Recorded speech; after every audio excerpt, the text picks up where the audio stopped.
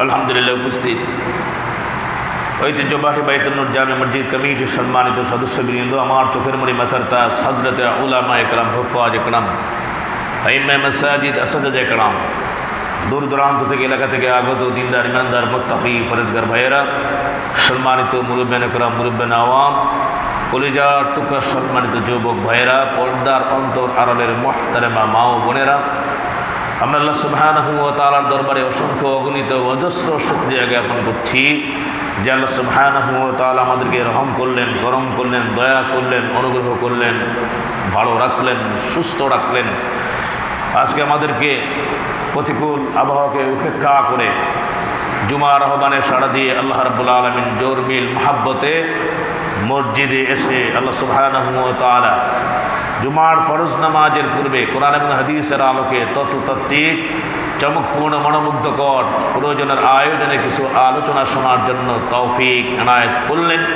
মাবুদের দরবারে ইলাহিতে দিল দিয়ে ইমানের আওয়াজকে উঁচু করে আবেগে উচ্ছ্বাসে মহাব্বতে সকলেই বলছি আলহামদুলিল্লাহ। আর একবার বলি আলহামদুলিল্লাহ।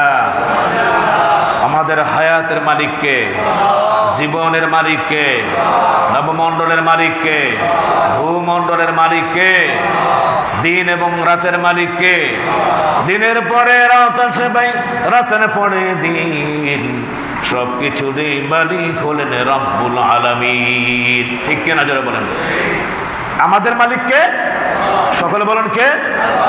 আমাদের মালিক কিন্তু আমি না। পবিত্র কুরআন মাজিদ থেকে সূরা নিসার 93 নম্বর আয়াত আপনাদের সম্মুখে পেশ করেছি। বুখারী শরীফ থেকে 5363 নম্বর হাদিস আপনাদের খেদমতে উপস্থাপন করেছি। আল্লাহ পাক যদি দয়া করে এর আলোকেই ইনশাআল্লাহ আলোকপাত করার চেষ্টা করব। আল্লাহ পাক ধৈর্যের সহিত আমাদেরকে আমলের নিয়তে শোনার তৌফিক দান করেন, আমরা বলি আমিন। সম্মানিত হাজিরিন, আল্লাহ সুবহানাহু ওয়া তাআলা আমাদেরকে ধরাধামে এই পৃথিবীতে পাঠিয়েছেন, এটা আমরা সকলেই জানি। কিসের জন্য পাঠিয়েছেন সেটাও জানি, ইবাদতের জন্যে।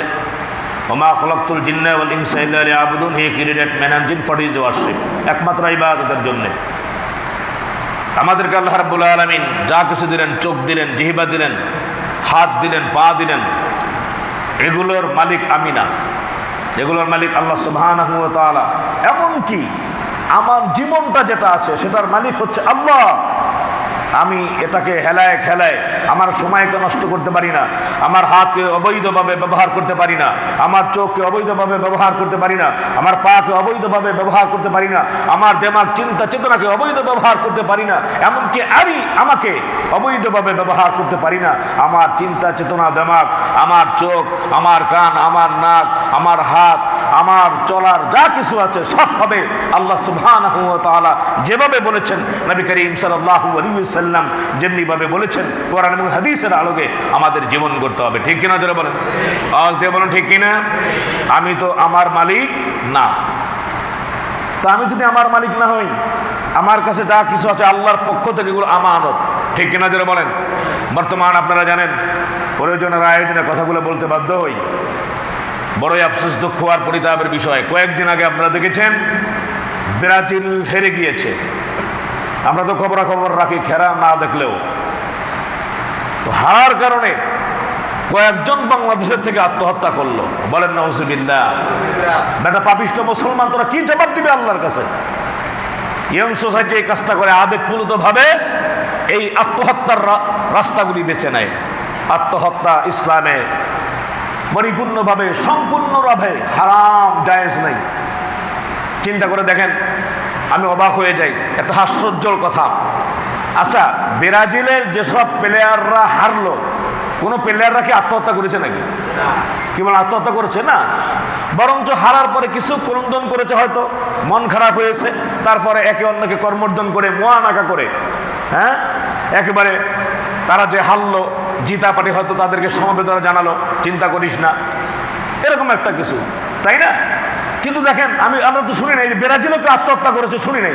শুনছেন নাকি আপনারা? হ্যাঁ, এত টান, এত মহব্বত তোমাদের একেবারে, তো ইমান কোথায় আছে দেখো।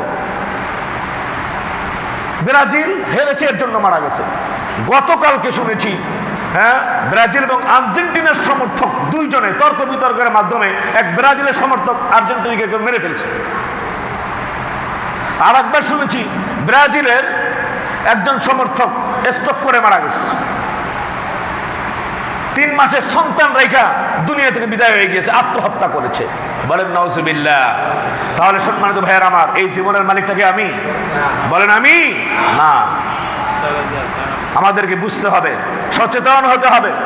ও যুবকেরা, কি অবস্থা, কি করার কথা ছিল আর আমরা কি করছি? সম্মানিত ভাইয়েরা আমার, আমরা যারা মুমিন রয়েছি, এই মুমিনকে আল্লাহ তাআলা সৃষ্টি করেছেন। মুমিনের বডিটা কত দামি! আল্লাহ রাব্বুল আলামিন বলছেন, ওয়ালাকাদ কাররামনা বনি আদম। জোরে বলি আল্লাহু আকবার। অত্যন্ত সম্মানিত করে আল্লাহ তাআলা বানিয়েছেন। সম্মানিত ভাইয়েরা আমার, প্রিয় হাজিরিন, নবী করিম সাল্লাল্লাহু আলাইহি ওয়াসাল্লাম তিরমিজি শরীফের 238 নম্বর হাদিসের ভিতরে বলেছেন, মুমিনের জীবনটা কত দামি। ওয়া নাযারা ইবনে উমর ইয়াওমান ইলাল বাইতি আও ইলাল কাবা। হযরত ইবনে উমর রাদিয়াল্লাহু তাআলা আনহু কাবার দিকে তাকিয়ে বলতেছেন, ফাকালা মা আ'যামাকি ওয়া আ'যামা হুরমাতাকি ওয়াল মুমিন আ'যামু হুরমাতান ইনদাল্লাহি মিনকা। হযরত ওমর ফারুক রাদিয়াল্লাহু তাআলা আনহু বলতেছেন, ও কাবা, তোমার কত সম্মান, তোমার কত ইজ্জত আল্লাহ দিয়েছেন, কিন্তু তুমি মনে রাখো আল্লাহ পাকের একটা ইমানদার বান্দা, একটা মুমিন বান্দার যে সম্মান ইজ্জত, ও কাবা তোমার থেকে অনেক বেশি। জোরে জোরে আওয়াজ দিয়ে বলেন সুবহানাল্লাহ। আর আওয়াজ দিয়ে বলেন না সুবহানাল্লাহ। ইমানদারের মতো বলেন সুবহানাল্লাহ। কি বুঝলেন? একজন মুমিনের কত দাম, কত ইজ্জত, কত সম্মান খানায় কাবার থেকে। খানায় কাবার ব্যাপারে আল্লাহ রাব্বুল আলামিন বলেছেন, ইন্না আউওয়ালা বাইতি উদিআ লিন-নাসি লাল্লাযী বিবাক্কাতা মুবারাকান ওয়া হুদান লিল আলামিন। জোরে বলি আল্লাহু আকবার। আল্লাহ রাব্বুল আলামিন বলেছেন, নিশ্চয়ই আউওয়ালা বাইতি উদিআ লিন-নাস, পৃথিবীর প্রথম ঘর মানুষের জন্য সৃষ্টি করা হয়েছে, বানানো হয়েছে, সেটা মক্কার মধ্যে অবস্থিত। ওয়াহুদাল লিল আলামিন, পৃথিবীর সমস্ত মানুষের জন্য হেদায়েতের কেন্দ্র। আওয়াজ দিয়ে বলেন সুবহানাল্লাহ। বুঝতে পারছেন একটা জীবনের কত দাম? খানায় কাবার থেকেও সম্মান ইজ্জত বেশি। কাবা তো আমাদের কেবলা। আমাদের কেবলা কি? কাবা নাকি বাবা টাবা আছে নাকি? আবার তো কথা জোরে বলেন না কেন? কি কোনো বাবা কেবলা নাকি? আমাদের কাবা আমাদের কেবলা। সেই কাবা ঘরের থেকে একজন মানুষের ইজ্জত সম্মান মুমিনের বেশি। বলেন সুবহানাল্লাহ। সম্মানিত ভাইয়েরা আমার, তাই এই জীবনটা আমাদের জন্য আমানত। আমরা যখন অসুস্থ হয়ে যাব, মেডিসিন গ্রহণ করব, এটা নবী করিম সাল্লাল্লাহু আলাইহি ওয়াসাল্লামের সুন্নাত। সম্মানিত ভাইয়েরা আমার, উসামা ইবনে শরীক রাদিয়াল্লাহু তাআলা আনহু থেকে বর্ণিত, উসামা বিন শরীক বল, তিনি বলেন, ক্বালাতিল আরাব, মফস্বলের লোকেরা, গ্রামের লোকেরা বলল, ইয়া রাসূলুল্লাহ, আল্লাহর রাসূল, আলা নাতাদাওয়া, আমরা কি রোগীর চিকিৎসা করব না? যে রোগী যখন হয়, আলা নাতাদাওয়া, আমরা কি চিকিৎসা করব না? নবী করিম সাল্লাল্লাহু আলাইহি ওয়াসাল্লাম বলছেন, ক্বালা নাআম ইয়া ইবাদাল্লাহ, তিনি বলেন, হ্যাঁ ও আল্লাহর বান্দারা, অবশ্যই তোমরা যদি অসুস্থ হয়ে যাও তাহলে তোমরা চিকিৎসা করবা। দাদা, তোমরা চিকিৎসা করো। নবী করিম সাল্লাল্লাহু আলাইহি ওয়াসাল্লাম বলেন, ফাইন্নাল্লাহ লাম ইয়াসমা দাআন ইলা ওয়াদা লাহু শিফাআন আও ক্বালা দাওয়াআন। আল্লাহ তাআলা এমন কোন রোগ সৃষ্টি করেন নাই যে পৃথিবীতে আল্লাহ সুবহানাহু ওয়া তাআলা তার ঔষধ মেডিসিন রাখেন নাই। বলেন সুবহানাল্লাহ। এমন কোন রোগ আল্লাহ দেন নাই যে রোগের কোনো ঔষধ নাই। তবে নবীজি বলছেন, ইল্লা দাআন ওয়াহিদান, একটি মাত্র রোগের কোনো নিরাময় নাই। ক্বালু ইয়া রাসূলুল্লাহ, সেটা কি? ওয়া মা হুয়া? ক্বালা আল হারাম। সাহাবীরা যখন জিজ্ঞেস করলেন, নবীজি বললেন, বার্ধক্য। কেউ বার্ধক্য যখন বুড়ো হয়ে যায়, মুরব্বী হয়ে যায়, এটা আর লুকাতে পারে কি? পারে না। যতই মেকআপ করুক, যাই করুক না কেন, যতই চাদর দিয়ে তার গলাটা ঢেকে রাখুক, যখন সে বার্ধক্য হয়ে যায় তখন শরীরটা কি হয়ে যাবে? হ্যাঁ, চামড়াগুলি আস্তে আস্তে টেরা বাঁকা হয়ে যাবে। সম্মানিত ভাইয়েরা আমার, তাহলে আমরা বুঝলাম এই হাদিস থেকে নবীজি বলছেন, যখন তুমি আক্রান্ত হয়ে যাও তখন তুমি মেডিসিন গ্রহণ করো। হ্যাঁ, এই শরীরটাকে বাঁচানোর জন্য। হাতে অসুবিধা হয়েছে তো সেখানে অর্থোপেডিক ডাক্তার যারা আছে তাদেরকে দেখো, চোখের সমস্যা আছে আই বিশেষজ্ঞ যারা আছে তাদেরকে দেখো, অন্য যে কোনো সমস্যা হোক না কেন, যে যেই প্রবলেম সলভ করতে পারে তাদের কাছে যাও।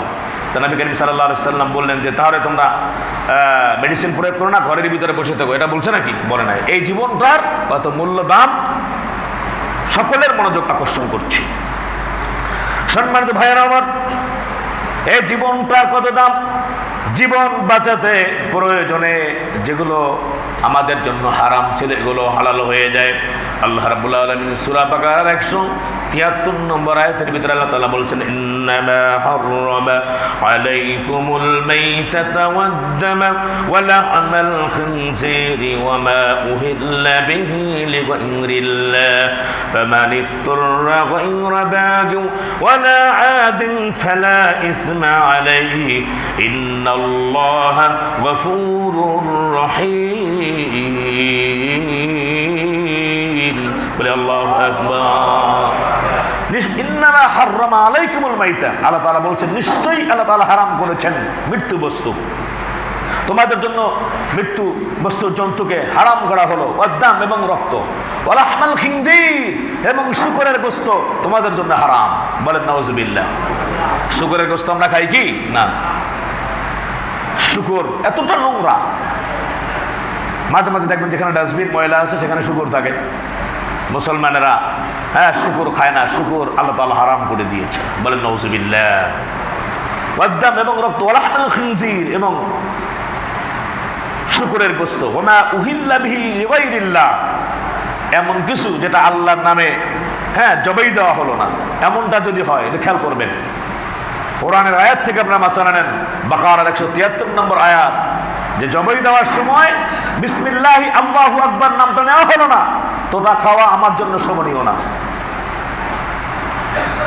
ফামান ইত্তারা গায়রা বাগি ওয়ালা আদ, সুতরাং গায়রুল্লাহর নামে যেটা জবাহ করা হয়েছে, ওয়া মা উহিল্লা বিহি লিগাইরিল্লাহ সেটা খাওয়া যাবে না।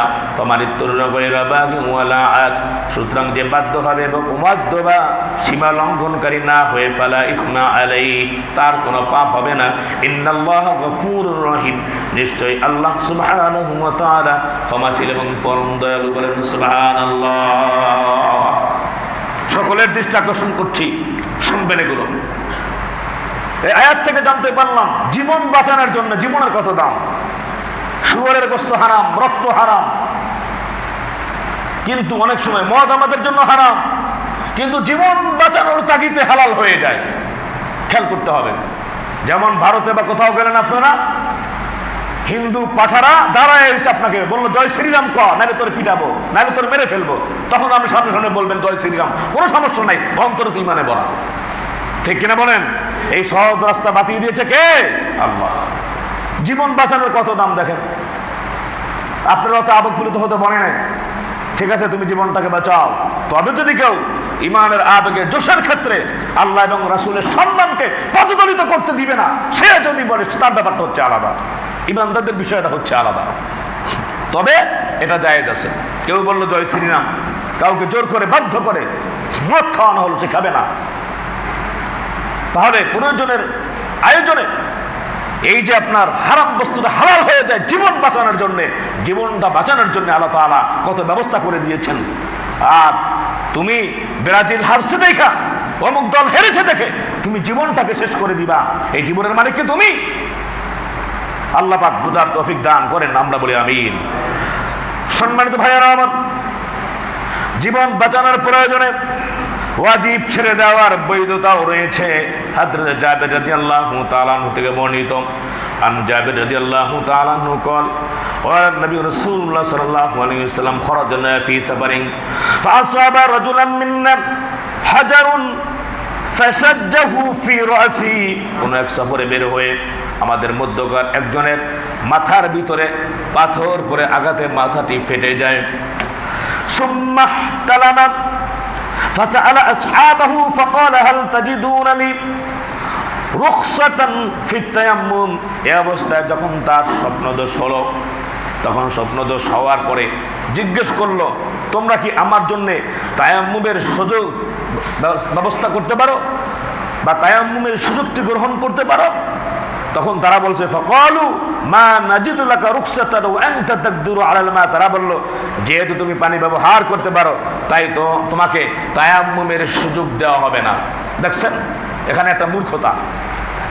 যেই বিষয়টা আমরা জানি না সেটা ওলামাদের কাছে জানতেও চাই না আন্তাজি নিজে মুক্তি হয়ে যায় একলা একলা ফতোয়া সারি সূরা ফাতিহা শুদ্ধ করে বলতে পারবে না ফাতিহা সহি করে শুদ্ধ করে বলতে পারবে না একটা হাদিস কোরআনের সহির কেন জ্ঞান নেই হে মুক্তি হয়ে যায় এর জন্য আলেম ওলামাদের আহলে হক আলেম ওলামাদের শরণাপন্ন হতে হবে ফাসআলু আহলা যিকরি ইন কুনতুম লা তা'লামুন তো তারা বলতেছে গোসল করে ফেলো মাসালাটা যদি জিজ্ঞেস করতো আল্লাহ রাসূলের কাছে বা যে কোনো সাহাবী যারা আলেম জিজ্ঞেস করতো তাহলে কিন্তু এই লোকটার জীবনটাকে বাঁচাতে পারতো ফাগতাসালা ফামাতা সে গোসল করলো গোসলের কারণে সে মৃত্যুবরণ করলো বলেন নাউযুবিল্লাহ যে মৃত্যুবরণ করলো সে তো শহীদ হয়ে গেল কিন্তু যারা যে করাইলো হ্যাঁ তায়াম্মুম তোমার জন্য প্রয়োজন না যেহেতু পানি ইউজ করতে পারো এই কথাটা বলার কারণে সে গোসল করছে দুনিয়া থেকে বিদায় হয়ে গিয়েছে রাসূল সাল্লাল্লাহু আলাইহি ওয়াসাল্লাম কি বললেন দেখেন ফালাম্মা কদিমনা আলা নবী রাসূলুল্লাহ সাল্লাল্লাহু আলাইহি ওয়াসাল্লাম উখবিরা বিদারি নবী করিম সাল্লাল্লাহু আলাইহি ওয়াসাল্লাম নিকট আসলেন তাকে বিষয়টি যখন জানানো হলো ফাকাল তিনি বললেন ওয়াতালাহুমুল্লাহু আল্লা ইয়াসআলু ইযা লাম ইয়ালামু ফাইন্নামা শিফাউল আইয়াস-সুআল ইন্নামা কানা ইয়াকফিহি আন ইয়াতায়াম্মামা ওয়া ইয়াসিরা আও ইয়াসিব এরা অন্যায়ভাবে তাকে হত্যা করেছে আল্লাহ এদের ধ্বংস করুন বলেন নাউযুবিল্লাহ তাদের জানা প্রয়োজন ছিল তারা কেন জিজ্ঞেস করে নিল না যে অজ্ঞতার কারণে তারা এই কাজটা করলো অজ্ঞতা যদি থাকে না জানা যদি প্রতিষেধক হচ্ছে জিজ্ঞেস করা আমতাজি ফতোয়া আমতাজি কথা বলা ঠিক না সম্মানিত ভাইয়েরা আমার জীবন বাঁচাতে কুফরি শব্দ উচ্চারণ করাটাও যেটা আগে বলেছিলাম এটা জায়েজ আছে জীবন বাঁচাতে জয় শ্রীরাম এটা কুফরি শব্দ ঠিক না ভারতের বিভিন্ন জায়গায় বলাচ্ছে অত্যাচারের স্টিম রোলার দেখলাম মুসলমান যাচ্ছে তো ডিম মারছে কয়েকদিন আগে একটা বিভৎস ঘটনা শুনলাম এক ইমামের মেয়ে 30 বার তাকে ধর্ষণ করেছে মেয়েটা শেষ পর্যন্ত দুনিয়া থেকে বিদায় হয়ে গিয়েছে দেখেন ভালো করে খেলা মজা করে খেলা দেখেন হ্যাঁ সিনেমা হলতে টাঙ্গাইল বাসার মধ্যে চিন্তা করেন না এভাবে আসেন মনে হচ্ছেন নিজ দিয়ে নাড়া দিতেছে ভূমিকম্প কখন জানি যদি এরকম ভেনেজুয়েলার মতো অবস্থা হয় ঢাকার অস্তিত্ব পাওয়া যাবে না এখন মনে হয় দিনদার ইমানদার মুত্তাকি ফরেজগার বান্দারা আছে আল্লাহকে ডাকছে বিদায় আল্লাহ পাক জমিনটা টিকে রাখছেন ভারতের বুদ্ধি মানেন বন্ধু মনে করেন না ভারতের দালাল যারা ফ্যাসিস্টের দালাল যারা বন্ধু মনে করে না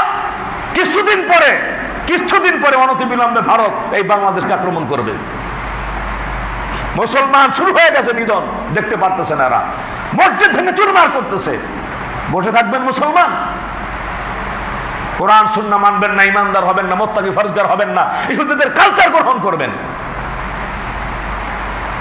আল্লাহ রাব্বুল আলামিন আমাদেরকে বোঝার তৌফিক দান করেন জোরে বলি আমরা আমিন আল্লাহ পাক ইমানদার হওয়ার তৌফিক দান করেন বলে আমিন নেক আমল করার তৌফিক দান করেন আমরা বলি আমিন সম্মানিত ভাইয়েরা আমার জীবন বাঁচাতে কুফরির কথা যদি কোনো উচ্চারণ হয় মুখ দিয়ে সেটা উচ্চারণ করা যাবে তারপরও জীবনটাকে এই যে আল্লাহ যে জীবন দিয়েছে এটাকে হত্যা করা যাবে জোরে বলেন হত্যা করা যাবে আত্মহত্যা করো তুমি আত্মহত্যা করা স্পষ্টভাবে হারাম দীর্ঘস্থায়ী জাহান্নামী সে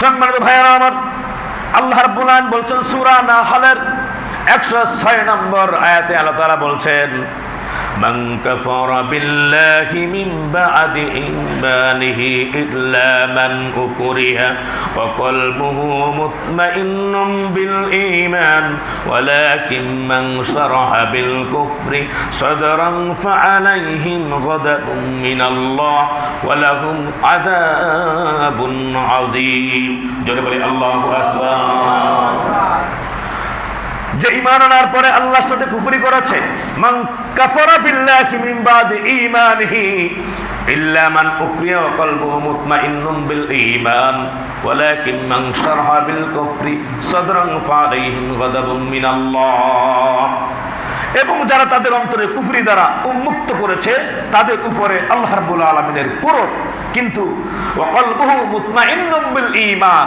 এমনি কুফরি কথা উত্তরণ করেছে কিন্তু অন্তরের ভিতরে তার ঈমানে ভরপুর তো বিপদে পড়েছে কি করবে এখন যদি না বলে জীবনটাকে বাঁচানো যাবে না ওই সময় যদি সে মুখে কুফরি করে অন্তরে যদি ঈমান থাকে আল্লাহ তাকে maaf করে দিবেন বলে সুবহানাল্লাহ ইন্নাল্লাহা গফুরুর রহিম খুব দুঃখ মসজিদের ভিতরে নামাজ পড়তেছে মসজিদের উঠে পুলিশরা বুটের বাড়ি আক্রমণ কত বড় জুলুম অত্যাচার করতেছে বাংলাদেশও তো হচ্ছে বাংলাদেশে মনে হয় যেন আমরা সংখ্যালঘু এমন একটা অবস্থা চলতেছে ভাই ঈমানের উপরে অটল থাকতে হবে যুবকেরা খেলা টেলা ধরায় দিয়ে তোমাদের মনটাকে অন্যদিকে ডাইভার্ট করে এই যুবকরা তো দ্বীনের জন্য কোরআনের জন্য নবীর জন্য এরা জীবন দিয়েছে এদের যে ইতিহাস হযরত মুসা ইবনে উমাইর রাদিয়াল্লাহু তাআলা আনহু নবী করিম সাল্লাল্লাহু আলাইহি ওয়াসাল্লামের একজন সাহাবী ছিলেন আল্লাহর নবী যখন তাওহীদের দাওয়াত দিচ্ছেন নবীর সামনে যে মুসা ইবনে উমাইর কালেমা পড়ল লা ইলাহা ইল্লাল্লাহু মুহাম্মাদুর রাসূলুল্লাহ বলেন সুবহানাল্লাহ মুসা ইবনে উমাইর যখন কালেমা গ্রহণ করল বাবা শুনতে পেল মাও শুনতে পেল কুফরের রোগ এই রোগের ভিতরে তারাও আক্রান্ত রয়েছে মূর্তি পূজা তারা করে সন্তানকে ভালোভাবে বুঝালো মুসাইব ইবনে উমাইরকে বলল মুসাইব এখনো সময় আছে মুহাম্মদ যেই দলের কথা বলতেছে যে দাওয়াতের কথা বলতেছে সেটা গ্রহণ করো না সম্পদ টাকা বাড়ি যশ খ্যাতি যা কিছু আছে সব চলে যাবে ঘর থেকে তোমাকে বের করে দিব মুসা ইবনে উমাইর যুবক বলতেছে ও আমার পিতামাতা এই পৃথিবীটাও যদি দিয়ে দাও আমাকে যতই কষ্ট দাও না কেন যত কিছু লোভ দেখাও না কেন কোনো কিছু কাজ হবে না কারণ নবী বলেছেন লা ইউমিনু আহাদুকুম হাত্তা আকুনা আহাব্বা ইলাইহি মিন ওয়ালিদিহি ওয়া ওয়ালাদিহি ওয়ান নাসি আজমাইন বলেন আল্লাহু আকবার আল্লাহর নবী বলছেন পৃথিবীতে যা কিছু আছে পিতা মাতা আত্মীয় স্বজন সব কিছু থেকে সমস্ত বন্ধু বান্ধব সব কিছু থেকে নবীকে যদি মহব্বত না করা হয় তুমি ইমানদারি না পাসপোর্টে লেখা থাকলো আমার নামটা মোহাম্মদ আমি অমুক তমুক ভোটার আইডি কার্ডে লেখা আমি ইমানদার মোহাম্মদ অমুক নাম বা তমুক নাম কিন্তু যদি নবী করিম সাল্লাল্লাহু আলাইহি ওয়াসাল্লামের সুন্নতের মহব্বত না থাকে ভালোবাসা যদি না থাকে সব কিছু থেকে তো নবী বলতেছেন কোরআন হাদিসের যে আপনার টাকচারে যে তুমি ইমানদারি না আর বুখারী বর্ণনা আছে লা তাদখুলুনাল জান্নাতা হাত্তা তুমিনু যতক্ষণ পর্যন্ত ঈমান আনয়ন না করবে ততক্ষণ পর্যন্ত জান্নাতে যেতে পারবে না ভাই আল্লাহ পাক আমাদেরকে বোঝার তৌফিক দান করেন বলে আমিন একসাথে কত মানুষের সাথে চলাফেরা করছেন আবার ওই মানুষটার জানাজাও পড়ছেন অনেকেই আসেন এরকম একসাথে আত্মীয় স্বজন চলাফেরা করছেন আবার ওই লোকটার জানাজাও করছেন অনেকে মা হারিয়েছেন বাপ হারিয়েছেন বন্ধু হারিয়েছেন ভাই তারপরেও কি একটু বুঝে আছে না যে ওই লোকটা দুনিয়া থেকে চলে গেল আমি এখন বেঁচে আছি আমিও তো দুনিয়ার থেকে চলে যাব আমি তো আর আসবো না এটা কি একটু চিন্তা করেন না চিন্তা করার বিষয় না করতে হবে তো কত আত্মীয় স্বজন বিদায় হয়ে গেল একসাথে খাইছেন চলছেন আমার তো এরকম ভাবে মনে হয় একসাথে খেয়েছি চলছি তার জানাজা নামাজও আমি পড়ে যাচ্ছি এই পৃথিবীটা তো থাকার জায়গা না ভাই ওয়ামাল হায়াতুদ দুনিয়া ইল্লা লাইবু ওয়া লাহু ওয়া লাদ-দারুল আখিরাহ এটা তো খেলতামাশা ছাড়া আর কিচ্ছু না মুত্তাকি ইমানদার যারা আছে তাদের জন্য তো আখিরাতই উত্তম অনেক কিছু তো আল্লাহ তাআলা আখিরাতে রেখে দিয়েছেন যুবকদের পা ধরি ভাই, খেলা থেকে আত্মহত্যা করো না, তোমাদের জীবনটা অত্যন্ত দামি। আত্মহত্যায় কাউকে প্রলুব্ধ করো না। সম্মানিত ভাইয়েরা আমার, হাদিস শরীফের ভিতরে রয়েছে নবী করিম সাল্লাল্লাহু আলাইহি ওয়াসাল্লাম বলেছেন, যে যেমনি ভাবে নিজেকে হত্যা করবে, যেমনি ভাবে আত্মহত্যা করলো, যদি কেউ এরকম ভাবে পাহাড় থেকে পড়ে যদি আত্মহত্যা করে, তাহলে জাহান্নামে তাকে ওরকম ভাবে শাস্তি দেওয়া হবে। লোহা দিয়ে নিজেকে আঘাত করলো, ওরকম ভাবে শাস্তি দেওয়া হবে। যে যেমনি ভাবে ফাঁস লাগায় আত্মহত্যা করবে, জাহান্নামের ভিতরে সে ফাঁস লাগা দিয়ে থাকবে। জোরে বলেন নাউযুবিল্লাহ।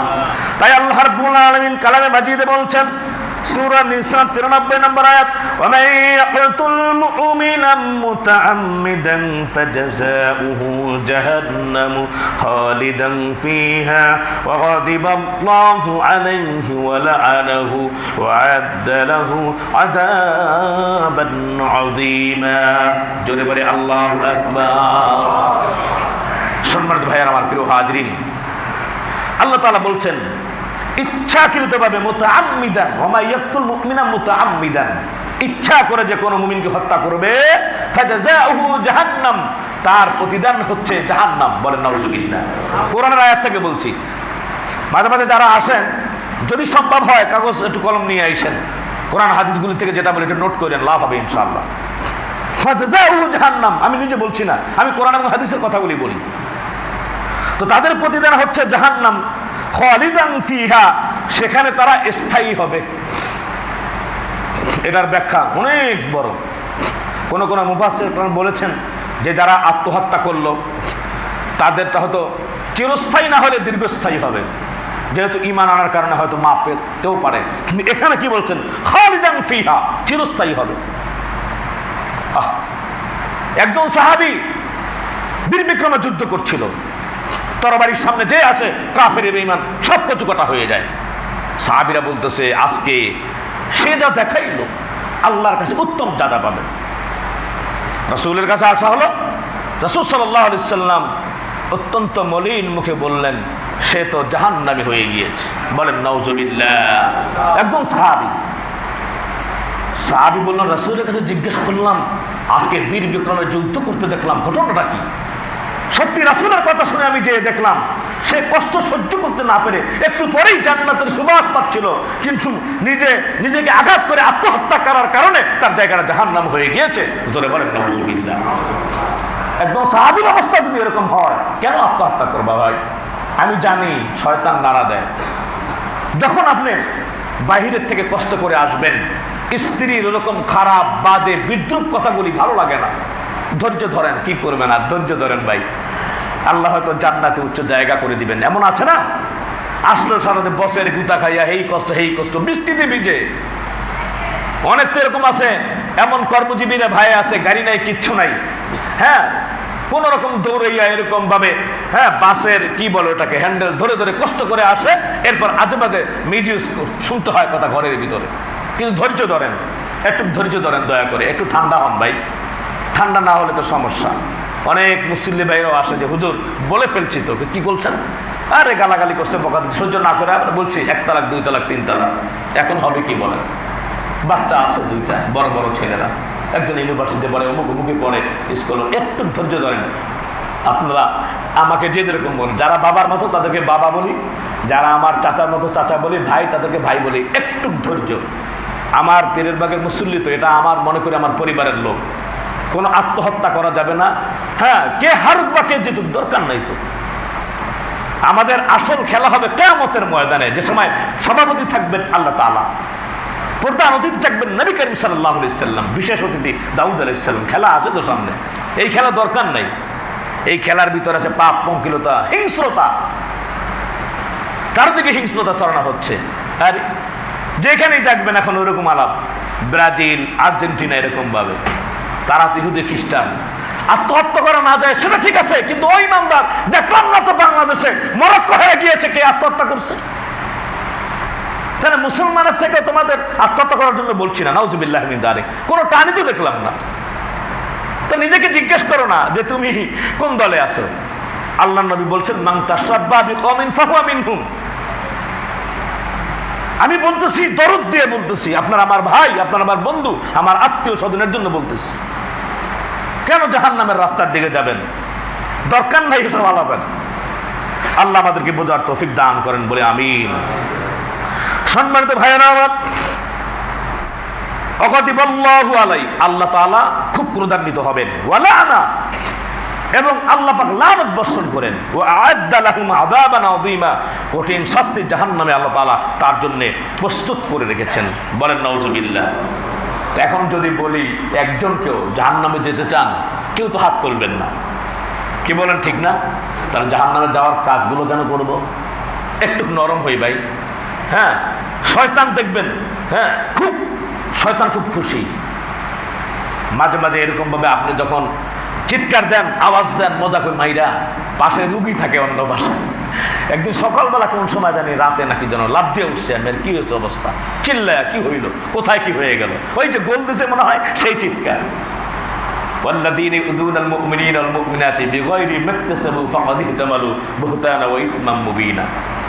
সম্মানিত ভাইয়েরা আমার, অন্যায় অপরাধ ছাড়া কাউকে কষ্ট দিবেন, কিয়ামতের ময়দানে আল্লাহর সামনে দাঁড়াতে হবে। অপবাদের বোঝা আল্লাহ মাথায় আপনার দিয়ে দিবে। কেন আপনি কষ্ট দিবেন? আপনার চিৎকার চেঁচামেচির কারণে আরেকজনের কেন কষ্ট হবে? আল্লাহ আমাদেরকে বোঝার তৌফিক দান করেন, আমরা বলি আমিন।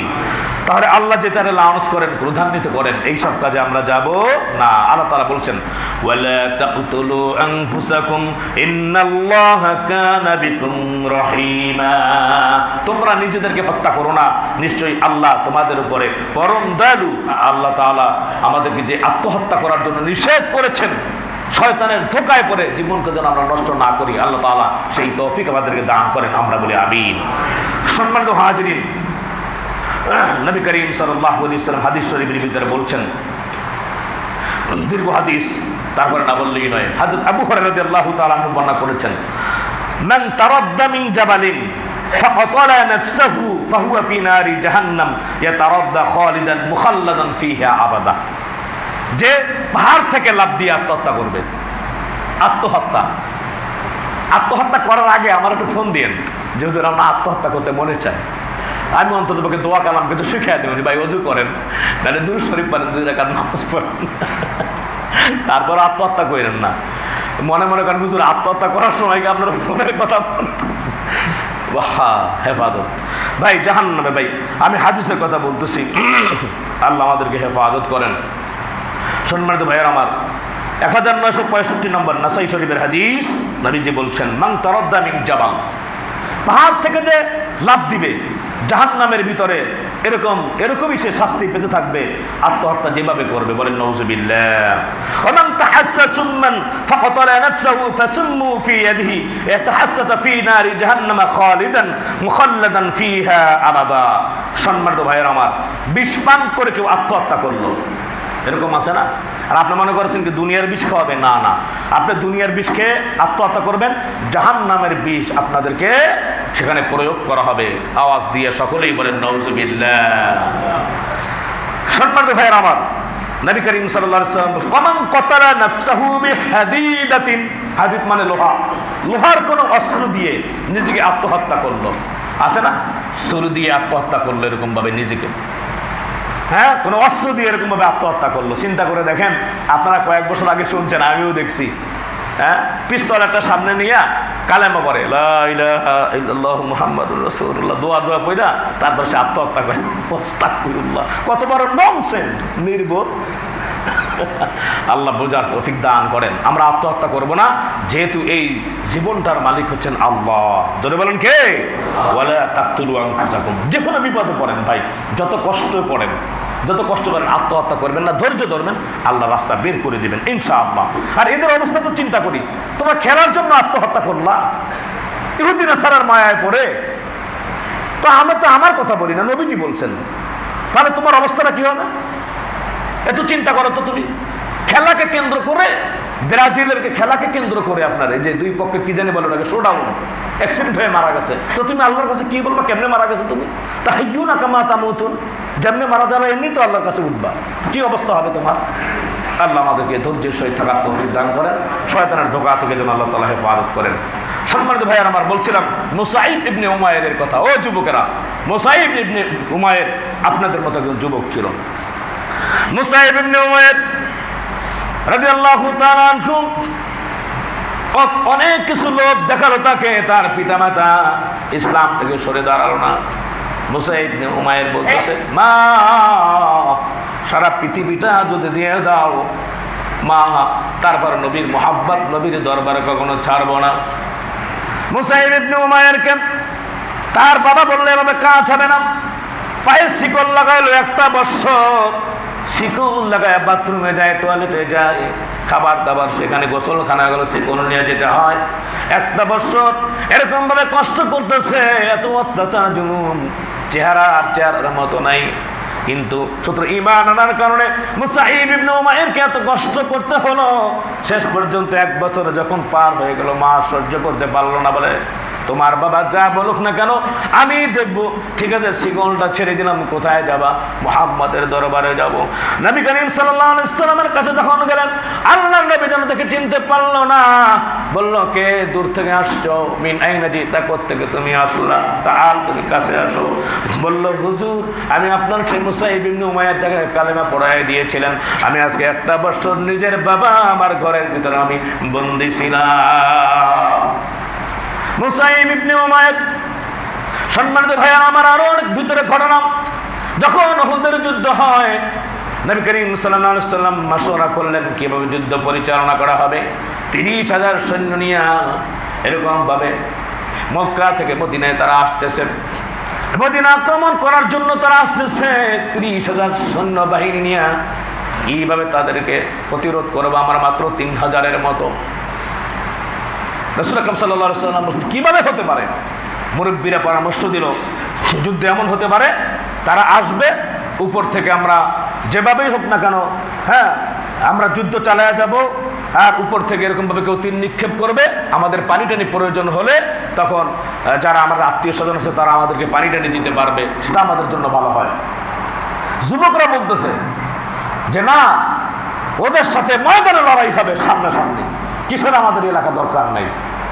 সেই উহুদের যুদ্ধের ভিতরে সম্মানিত ভাইয়ের আমার, মুসাইব ইবনে উমাইর রাদিয়াল্লাহু তাআলা আনহুকে আল্লাহর নবী রাসূল আকরাম সাল্লাল্লাহু আলাইহি ওয়াসাল্লাম ইসলামের পতাকা ঝান্ডা তোলার জন্য মুসাইব ইবনে উমাইরকে দিয়েছিলেন। মুসাইব ইবনে উমাইর দেখা গেল ইসলামের ঝান্ডা ডান হাতের ভিতরে, ডান হাতটা শত্রুপক্ষ যারা আছে তারা এরকম ভাবে তরবারি আঘাতে কেটে ফেললো, বাম হাত কেটে ফেললো। মুসাইব ইবনে উমাইর 2 দাঁত দিয়ে ইসলামের পতাকা সে কামড়ে ধরেছিল। যারা বলেন সুবহানাল্লাহ। এই হচ্ছে সেই যুবক, যুবকদের আইডল মুসাইব ইবনে উমাইর রাদিয়াল্লাহু তাআলা আনহু। সম্মানিত ভাইয়ের আমার, আরো ভিতরে গেলাম না। সাদ ইবনে আবি ওয়াক্কাস রাদিয়াল্লাহু তাআলা আনহু, তিনি এরকম ভাবে এক বীর কিশোরী যোদ্ধা ছিলেন। হযরত সাদ বিন আবি ওয়াক্কাস রাদিয়াল্লাহু তাআলা আনহু 60,000 সৈন্য নিয়ে যখন সে পারস্যের মহারসনগর পার হয়ে যখন সাগরের পাশে এসে দাঁড়িয়েছে, তিনি ভাষণ দিলেন, আল্লাহর নবীর সাহাবীরা ইসলামকে কি এই পর্যন্ত রাখবে, নাকি এই সাগরের ওই পাশে আফ্রিকার ওই যে ভূখণ্ডে যে সেই জায়গায় পতাকা উড্ডীন করবে? সকল সাহাবীরা বলল, আমরা ওপারেই যেতে চাই। ওপারে যদি যেতে চাও চিন্তার কোনো কারণ নেই। ওয়াকানা হাক্কুন আলাইনা নাসরুল মুমিনিন, মুমিন যদি হও সাহায্য করবে আল্লাহ তাআলা। ঝাঁপায়া পড়ো। ঝাঁপায়া পড়ল উত্তাল তরঙ্গমালা সাগরের দিকে ঘোর সওয়ার হয়ে। সাদ বিন আবি ওয়াক্কাস রাদিয়াল্লাহু তাআলা আনহু তিনি বলতে লাগলেন, নাস্তাঈনু বিল্লাহ ওয়া নাতাওয়াক্কালু আলাইহি, হাসবুনাল্লাহু ওয়া নি'মাল ওয়াকিল, নি'মাল মাওলা ওয়া নি'মান নাসীর। উত্তাল তরঙ্গমালা দিয়ে এই দোয়া করতে করতে 60,000 সাহাবী তারা সেই সাগর পাড়ি দিল। সম্মানিত ভাইয়েরা আমার, মাথাও ভিজে নাই, হ্যাঁ কোনো ঘোড়ার পাও এমনিভাবে ভিজল না। তারা ইমানের বলে এমন বলিয়ান ছিল, তাদের চোখ পাপ করে নাই, ইমান আনার পরে তাদের হাত মাপ করে নাই, তাদের কান পাপ করে নাই, তাদের দেহ অঙ্গ দেমাগ সব কিছু আল্লাহ সন্তুষ্টির চিহ্ন ছিল, নবীর মহব্বতে ছিল। আল্লাহ তাআলা তাদেরকে পার করাই দিয়েছেন। বলেন সুবহানাল্লাহ। আফ্রিকার জঙ্গলে ওখানে যখন ভূখণ্ডে দাঁড়ালো, তখন সেই রাজা টের পায়া বলতেছে, তাদেরকে ছেড়ে দাও, এই জায়গায় হ্যাঁ, যেসব প্রাণীরা আছে, বাঘ, এরকম হিংস্র প্রাণী, হাতি, বন্য হাতি এবং বড় বড় সাপ রয়েছে, তারাই গিলে ফেলবে, আমাদের দরকার নাই। সম্মানিত ভাইয়ার আমার প্রিয় হাজিরিন, এই কথা যখন তারা বলল, শেষ পর্যন্ত সাদ বিন আবু ওয়াক্কাস রাদিয়াল্লাহু তাআলা আনহু তিনি বললেন, আমার জন্য একটা মঞ্চ তৈরি করো। মঞ্চ যখন তৈরি করলো, সাদ বিন আবু ওয়াক্কাস রাদিয়াল্লাহু তাআলা আনহু তিনি ঘোষণা দিলেন, আইয়াতুল হাসারাতু ওয়াসসিবাউ নাহনু আসহাবু রাসূলুল্লাহ সাল্লাল্লাহু আলাইহি ওয়াসাল্লাম ফারজু ফাইন্না নাজুন ফামান ওয়াজাদনা বা'দাহু কাতালনাহু। আওয়াজ দিয়ে বলেন সুবহানাল্লাহ, জোরে জোরে বলেন আল্লাহু আকবার, ঈমানের আওয়াজ দিয়ে বলেন আল্লাহু আকবার। সম্মানিত ভাইয়ের আমার, সাদ বিন আবি ওয়াক্কাস রাদিয়াল্লাহু তাআলা আনহু বললেন, ও বন্য প্রাণীরা, আফ্রিকার জঙ্গলের সামনে যে আমার প্রাণীরা যারা রয়েছে, অনতিবিলম্বে তোমরা এই সময়ের ভিতরে স্থান ত্যাগ করো।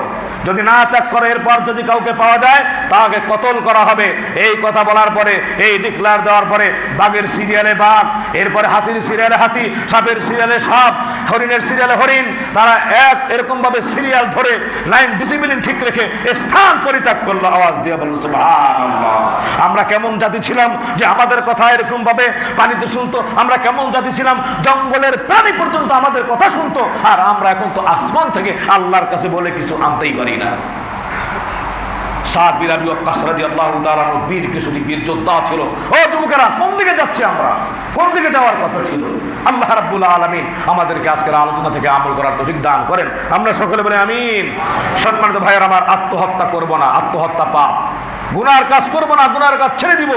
ঈমানের বলে বলিয়ান হয়ে ইসলামকে এস্টাবলিশ করার জন্য যদি আত্মত্যাগ হতে পারে মুসাইব ইবনে উমাইরের মতো, তাহলে দুনিয়ার ভিতরে তুমি জান্নাতের সুগন্ধ পেয়ে তারপরে তুমি ইনশাআল্লাহ জান্নাত দেখতে দেখতে বিদায় হতে পারবা। ঠিক কিনা জোরে বলেন? আল্লাহ আমাদেরকে হেফাজত করেন, আল্লাহ আমাদেরকে বুঝার তৌফিক দান করেন, গুনাহ থেকে বাঁচার তৌফিক দান করেন, ইমানদার, খাঁটি ইমানদার হয়ে দুনিয়া থেকে বিদায় নেওয়ার তৌফিক দান করেন। আমরা বলি আমিন।